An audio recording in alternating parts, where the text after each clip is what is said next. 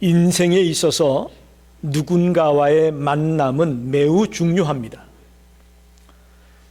태초에 하나님이 아담을 창조해 놓으셨는데 그가 혼자 지내는 것이 너무너무 보기에 안쓰러웠습니다. 그래서 또 하와를 지어주셨다고 성경이 말씀하지 않습니까? 우리가 살면서 우리 주변에 있는 사람들과 인간관계를 맺으면서 살아가는 것은 필수적인 부분입니다. 하나님께서는 인간을 사회적인 존재로 만드셨습니다. 독불장군으로 혼자 살게끔 만들지 않고요, 함께 더불어 살게 만들었습니다. 그래서 우리는 많은 사람을 만나며 살아가는 것이고 서로 상호 교류하면서 살 수밖에 없는 것이 인간인 것입니다. 사회학자 솔라 풀이라는 자가 이렇게 말했습니다. 한 사람이 평생을 살아가면서 만나는 평균 사람의 숫자가 3,500명이다. 3,500명 정도 된다. 이렇게 말했습니다. 여러분, 지금 지구상에 인구가 79억 명입니다. 이 79억 명이나 되는 사람 가운데서 내가 한평생 살아가면서 만나는 사람이 겨우 3,500명밖에 안 된다? 이거밖에 안 되나? 그런 생각을 하기 쉽습니다. 하지만 또 한편 다르게 생각하면 그 3,500명의 사람이 우리 인생에 조금씩이라도 영향을 끼친다고 생각할 때에 이 3,500명은 적은 숫자가 아니에요. 우리는 이 세상을 살아가면서 다양한 곳에서 다양한 사람을 만나며 삽니다. 여러분 한번 생각해 보시라고. 유치원 때, 초, 중, 고등학교 때, 또 대학교 때, 직장에서 어떤 클럽이나 동호회에서, 또 아파트에 살면 아파트 안에서, 여러분이 자주 가는 미용실에서, 또 우리와 같이 이 교회에서, 남자들은 군대 가가지고, 또 우리 어르신들은 노인센터에 가서, 또 양로원에서, 병원에서, 우리는 어릴 때부터 노인이 되면서까지 다양한 곳에서 다양한 사람을 만나며 살고 있습니다.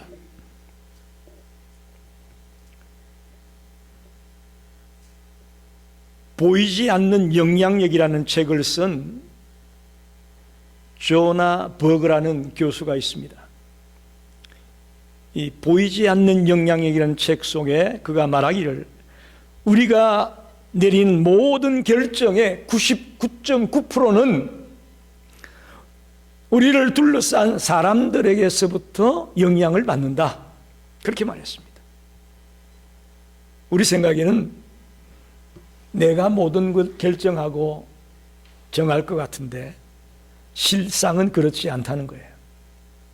99.9%가 우리 주변에 둘러싸이는 모든 사람들의 영향을 받아가지고 결정하는 것이 현실이다. 그렇게 말합니다. 즉 우리의 가치관이 정립이 되고 우리가 이 땅을 살아가면서 모든 일들을 진행함에 있어서 나 혼자 하는 것이 아니고 내 주변의 사람들의 영향을 받아서 그렇게 결정되고 살고 있다는 것입니다. 자, 이렇게 본다면 우리가 누구를 만나느냐가 굉장히 중요합니다. 우리가 늘 아이들에게 그러잖아요. 야, 친구 잘 만나야 된다. 친구를 잘 만나야 돼. 그런 얘기를 우리 많이 하지 않습니까? 맞습니다. 누군가를 만나며 살 수밖에 없는데 누구를 만나느냐, 그게 우리의 인생을 바꿔놓는다는 것이죠. 나의 인생의 가치관이 정해지고 정체성이 결정되기 위해서는 누구를 만나느냐가 매우 중요합니다. 오늘 저는 여러분에게 예수님을 만나야 된다고 말씀드리고 싶습니다. 이미 예수님을 만나셨나요? 그렇다면 아멘입니다. 근데 예수님을 만났음에도 불구하고 내가 지금 도대체 뭐가 변했는지, 뭐가 달라졌는지 모를 수 있습니다. 오늘 이 말씀을 통해서 저와 예수님을 만남으로 어떤 변화가 생겨지는가를 같이 생각하면서 은혜를 나누고 싶습니다. 첫째로 오늘 27절로 32절에 보면 세리 레이라는 자가 예수를 만나는 장면이 나와 있습니다. 그는 예수를 만남으로 인생의 방향이 바뀌어집니다. 예수님 당시에 세리는 사람들에게 손가락질 받는 직업이었습니다. 백성들의 피를 빨아먹는 존재라고 여겼기 때문에 사람들이 세리는 쳐다보지도 않았어요. 상종하려고 하지도 않았습니다. 그렇기 때문에 세리는 물질적으로는 풍요했지만 늘 외로웠어요. 사람들이 가까이 하질 않아요. 쳐다보질 않아. 그러니까 늘 외롭고 고독했습니다. 그런데 어느 날 예수님이 그 세간에 앉아있던 세리 레이를 부르십니다. 나를 따르라. 나를 따르라. 그랬어요. 어느 누구도 자기를 쳐다보지도 않고 자기에게 관심도 가져주지 않았는데 이 예수라는 분이 나를 따르라고 얘기하니까 레이는 기다렸다는 듯이 자기 모든 것을 버리고 예수를 쫓았다 이렇게 말씀합니다. 당시에 어느 누구도 세리를 불러준 자가 없습니다. 그래서 이 레이는 자기를 불러준 예수님이 너무너무 고마웠던 거예요. 그래서 자기 집에 초대했어요. 그래서 잔치를 베풀었습니다. 그런 중에 예수님의 말씀을 듣는 중에 인생에 무엇이 중요한지를 깨닫게 된 것이죠. 물질의 노예로 돈 버는 것에 모든 포커스를 맞추고 살던 그 세리 레이가 예수님을 만나고 나서부터 이게 전부가 아니구나 깨닫고 이제 예수님의 제자로 나서게 되는 모습을 여러분 보게 되는 것이죠. 예수님을 만나 인생의 방향을 찾게 되고 변화되게 된 레이를 보게 되는 것입니다.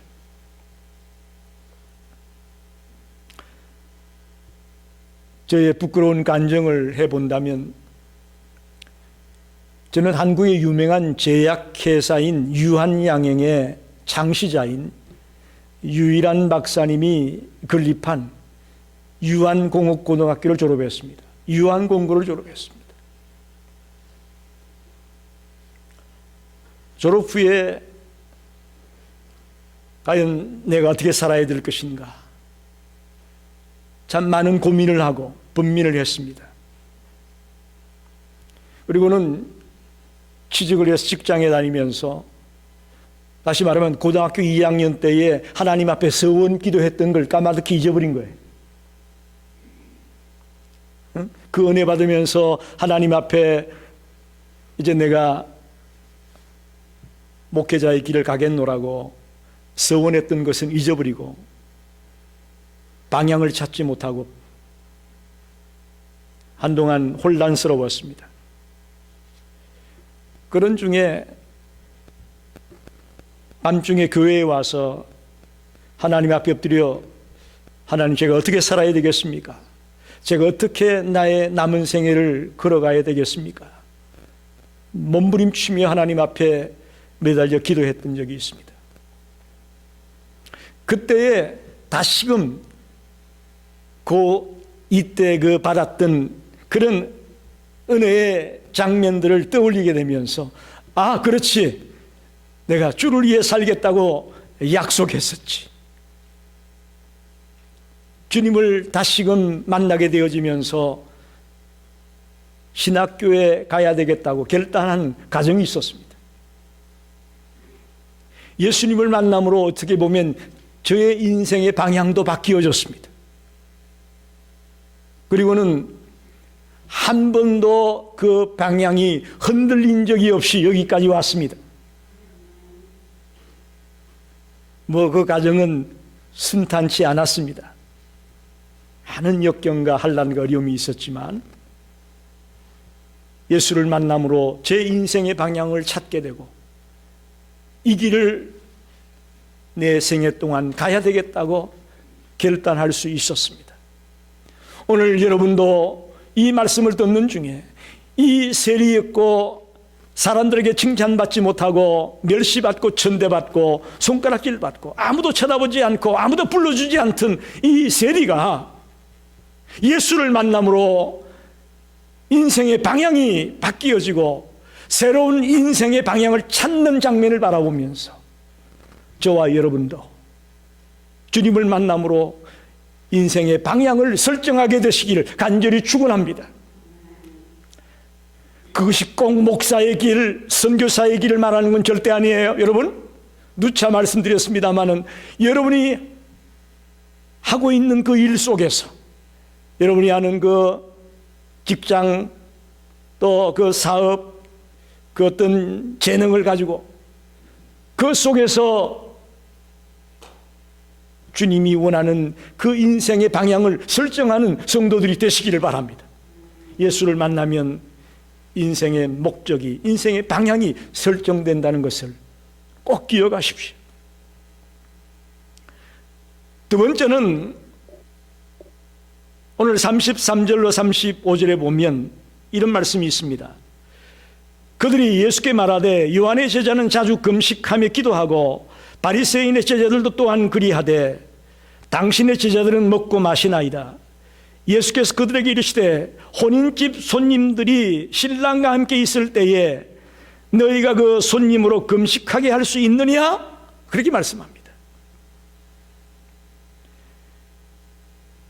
여러분, 인생을 누구나 기쁘게 살고 싶다고 생각합니다. 그러나 우리네 현실은 그렇지 않죠. 기쁘게 살 수만은 없습니다. 때로는 슬플 수도 있고 눈물을 흘릴 수도 있고 아픔을 경험할 때도 있습니다. 그런데 여러분, 정말 잔치하듯 기쁘게 인생을 살고 싶으면 예수님을 만나야 됩니다. 오늘 예수님이 혼인집 손님들이 신랑과 함께 있다. 예수님을 만나는 삶이 혼인집 손님과 같다. 혼인집은 기쁜 곳입니다. 신나는 곳입니다. 기쁨이 넘치는 곳입니다. 예수님은 우리에게 기쁨을 주기 위해 오셨습니다. 우리를 힘들게 하고 고생시키려고 괴롭게 하려고 오신 분이 아니에요. 예수님을 만나면 인생에 기쁨이 넘치는 것이 당연합니다. 그래서 예수님은 세리와도 식사를 하시고 유대인의 관리에서는 도저히 상종하면 안 되는 그런 사람들과 만나서 교제하고 그런 일을 예수님 하셨습니다. 그랬더니 바리새인들은 그걸 비아냥거립니다. 어떻게 저런 사람들과 같이 만나서 식사를 하고 교제를 하고 저러느냐? 예수를 비웃었죠. 예수님은 혼인집 손님들이 신랑과 함께 있을 때에 너희가 그 손님으로 건식하게 할 수가 있겠느냐? 예수님과 같이 있을 동안에는 기쁨이 넘치는 삶을 살 수밖에 없다고 말씀합니다. 저와 여러분이 예수를 만나면 우리의 삶이 혼인집 잔치와 같은 그런 기쁨의 인생이 될 줄로 믿습니다. 예수님을 만나 슬픔이 변하여 찬송이 되길 바랍니다. 예수님을 만나 우리의 눈물이 변하여 기쁨이 되기를 원합니다. 그게 진정 예수 만난 자의 모습입니다. 우리가 예수를 만났음에도 불구하고 여전히 우울하고 여전히 슬프고 여전히 눈물만 흐리고 있다면 이건 여러분이 완전히 예수를 만난 것이 아닙니다.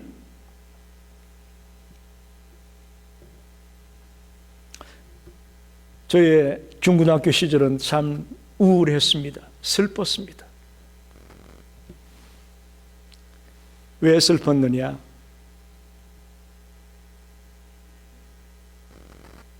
부모님과 7남매가 단칸방에서 살았어요. 요즘 같은 상상을 못하는 일이죠.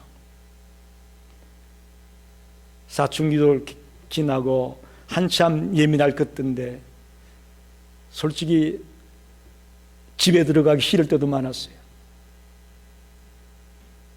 우울했습니다. 슬펐습니다. 근데 언제 기뻤느냐? 교회 가서 예배 드릴 때가 제일 기뻤어요. 예배 시간마다 눈물을 흘리지 않은 적이 없었어요. 그래서 이게 내가 신세 한탄 때문에 우는 건가? 그런 생각도 했어요. 내가 신세 한탄하라고 이렇게 우는 건가? 그러나 예배 드릴 때가 그렇게 기쁠 수가 없었어요. 조용히 성전에 나가서 기도할 때가 그렇게 기쁠 수가 없었어요. 기도하고 성전 문을 박차고 나올 때에 정말 너무너무 기쁘고 신났어요. 모든 여건과 환경은 우울하고 슬플 수밖에 없었지만 주님을 만나게 되니까 그 속에서 기쁨이 생기고 힘이 생기고 용기가 생겼던 것을 지금도 생생히 기억합니다. 그리고 주일학교에서 아이들을 가르칠 때가 그렇게 신났어요. 그래서 혹시 저는 그때 하나님이 나에게 가르치는 은사를 줬나? 선생님이 되라고 하나? 그런 생각이 들 정도로 아이들을 가르칠 때 너무너무 기쁘고 신났어요. 물론 목회에 있어서 가르침이 매우 중요하죠. 여러 가지 여건과 삶의 굴레는 힘들고 어려웠지만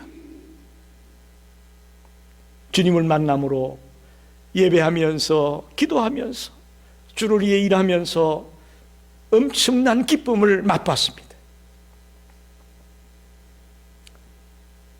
고등학교 때 집에서 학교까지 한 30분 넘게 걸립니다. 걸어 다녔어요. 걸어서 다녔어요. 그래서 왔다 갔다 1시간 넘게 걸어 다니면서 집, 학교, 교회 꼭 학교 갔다 오면서 교회에 들어서 기도하고 집에 오고 이 세 군데가 저의 활동 반경이었습니다. 집, 학교, 교회. 집, 학교, 교회. 학교 끝나고 교회에 들러서 기도할 때면 얼마나 그 감격이 정말 세상을 얻은 것 같은 그런 희열과 기쁨을 맛봤습니다. 어쩌면 그래서 제가 타락하지 않고 그 힘들고 어려운 여건 속에서도 곁길로 가지 아니하고 이렇게 반듯하게 걸어올 수 있었지 않겠는가. 주님을 만났을 때 그 기쁨을, 그 감격을 생각하니까요, 힘이 생겼어요. 예수님을 만난 삶은 잔치집이라고 말합니다. 기쁨을 주기 위해서 오셨어요. 저와 여러분이 아무리 주변의 환경이 여건이 괴롭게 하고 힘들게 하고 어렵게 할지라도 진정으로 주님을 만나면 여러분 기쁠 수 있습니다. 제가 경험해 봤습니다. 제가 경험해 봤어요. 정말 여러분이 힘들고 어려울지라도 주님을 진정으로 만나시기 바랍니다. 그럴 때 우리의 눈물이 변하여 찬송이 되고 우리의 슬픔이 변하여 기쁨이 되는 그런 날이 올 줄로 믿습니다. 마지막으로 36절로 39절을 보게 되면 이런 말씀이 있습니다. 또 비유하여 이르시되 새 옷에서 한 조각을 찢어 낡은 옷에 붙이는 자가 없나니 만일 그렇게 하면 새 옷을 찢을 뿐이요 또 새 옷에서 찢은 조각이 낡은 것에 어울리지 아니하리라. 새 포도주를 낡은 가죽 부대에 넣는 자가 없나니 만일 그렇게 하면 새 포도주가 부대를 터뜨려 포도주가 쏟아지고 부대도 못 서게 되리라. 새 포도주는 새 부대에 넣어야 할 것이니라. 묵은 포도주를 마시고 새 것을 원하는 자가 없나니 이는 묵은 것이 좋다 함이니라. 새 포도주라고 예수님 자신을 새 포도주라고 설명하는 것과 같습니다. 즉 예수님을 만나면 새로운 은혜와 감격이 있다는 것입니다. 할렐루야. 여러분, 예수님을 만나면 이 세상에서는 맛볼 수 없는 그런 새로운 은혜와 감격이 있다는 거예요. 예수님은 우리에게 이 엄청난 은혜를 주시려고 오신 분입니다. 매번 주는 은혜가 다릅니다. 똑같은 은혜만 주지 않습니다. 할렐루야. 여러분, 이건 경험하셔야 되는 거예요. 말로 해서는 설명이 안 됩니다. 주님이 주시는 은혜는 날마다 새롭습니다. 그래서 우리는 예수님을 만나야 되는 것입니다. 그분을 꼭 만나셔야 됩니다. 주님은 오늘 자신을 새 포도주라고 비유하고 있는데, 우리는 그 새 포도주가 낡은 포도 부대에 들어가게 되면 어떻게 됩니까? 포도주가 팽창하면서 낡은 부대는 그냥 터지고 마는 거죠. 받아들일 수가 없다는 거예요. 즉, 새 포도주는 새 부대에 담아야 됩니다. 율법주의라는 그 전통적인 가치관, 그거는 예수님이 주는 새로운 은혜를 담을 수가 없다는 거예요. 예수님 당시에 소위 종교지도자들, 바리새인들, 서기관들, 그들은 율법주의라는 그런 전통적인 가치관에 쌓여 있었습니다. 그러니 예수님이 주는 새로운 은혜를, 새로운 감격을 그들은 담을 수가 없는 것이죠. 저와 여러분도 마찬가지입니다. 우리가 가지고 있는 여러 가지 것들을 가진 채로는 절대 예수님이 주는 은혜를 담을 수가 없습니다. 우리 속에 있는 것들을 다 비워내야 됩니다. 다 토해내야 됩니다. 주님 앞에 우리의 모든 것들을 다 토해내고 다 털어내고 정결케 한 뒤에 주님이 주는 새로운 은혜와 감격을 우리가 담을 수가 있습니다. 저희들이 학생 때는 단체로 기도원을 많이 다녔어요. 버스 타고 같이 기도원에 가서 밤새도록 기도하고 새벽에 같이 내려오기도 하고. 요즘은 교회들마다 부흥회가 거의 없어졌습니다만은 저희 때만 해도 참 부흥회가 많이 있었습니다. 그래서 그런 시간들이 참 힘들고 어려웠지만 기도할 수 있었고 말씀을 묵상할 수 있었고, 그러면서 매번 새로운 은혜들을 체험할 수 있는 계기가 있었습니다. 저와 여러분이 오늘 이 예배 시간을 통해서 하나님이 주는 그런 새로운 은혜를 체험하게 되길 바랍니다. 기도하면서, 찬송하면서, 말씀을 들으면서 이 주님이 주는 새로운 은혜를 체험하셔야 됩니다. 여러분이 과거에 성령 체험하셨을 거예요. 그러나 성령 체험이라는 것은 한 번 한 걸로 되는 것이 아니에요. 여러분, 우리가 수건을 물속에 담갔다가 빼면 처음엔 어떻게 되죠? 물이 주르륵 흐르잖아요. 그죠? 그러나 한참 들고 있으면 뚝뚝뚝뚝 떨어지다가 이제 그 다음에 떨어지지 않죠. 성령 충만도 이와 같은 거예요. 우리가 주님의 은혜를 받으면 처음에 성령 충만해가지고 그냥 물이 뚝뚝뚝 떨어지고 그냥 세상 일 혼자 다 할 것 같아요. 그러나 시간이 지나면 서서히 약해지고 마는 거죠. 그래서 또 충만함을 체험하게 되고 또 충만함을 체험하게 되고, 그럴 때 계속해서 우리는 뜨겁게 주님이 원하는 삶을 살아갈 수가 있는 거죠. 그게 예수를 만나면 새로운 은혜와 새로운 감격을 체험하게 된다는 것입니다. 바로 그겁니다. 날마다 리프레시 되는, 새로워지는 그런 역사가 저와 여러분에게 있기를 원합니다. 기도할 때 가능합니다. 말씀을 묵상할 때 가능합니다. 말씀대로 살아가려고 몸부림칠 때 가능합니다. 말씀을 정리합니다. 치유 목회자인 아브라함 머슬로 목사님이 이런 얘기를 했습니다. 세계의 역사를 움직인 대부분의 사람들은 하나님을 만남으로써 신앙의 욕구가 충족된 사람이다. 이 땅의 모든 지도자들이 대부분 하나님을 만남으로 신앙의 욕구가 충족되었다고 말합니다. 즉 저와 여러분 하나님을 향한 갈급함이 있어야 됩니다. 즉 예수님을 만나야 되고 하나님을 만나야 된다는 말씀입니다. 여러분, 이 속에 지금 하나님이 성령님으로 우리 곁에 있음을 믿습니다. 하나님의 영인 성령님이 지금 우리 곁에 앉아 계십니다.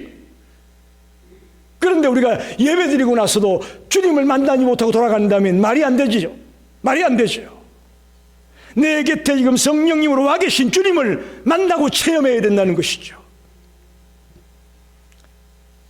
내가 20년 교회 다녔다, 30년 교회 다녔다, 그게 중요한 게 아니에요. 단 한 번 왔어도 주님을 만나면 되는 거예요. 그게 중요한 거예요. 오랜 세월 목회하면서 제일 안타까운 것이 이 부분이에요. 많은 성도들이 교회 출석은 30년 넘게 했다고 하는데 주님을 만나지 못했어요. 주님을 체험하지 못하는 거예요. 그러니 성전 마당만 왔다 갔다 밟고 왔다 갔다 하는 거죠. 지금 하나님께서 성령님으로 우리 곁에 와 계시고 우리의 기도를 들으시고 우리의 간구를 들으시는 것을 믿으시기 바랍니다. 예수님을 만나면 우리의 삶이 변합니다. 저는 기적 중에 기적이 우리가 예수를 만나는 것이라고 생각합니다.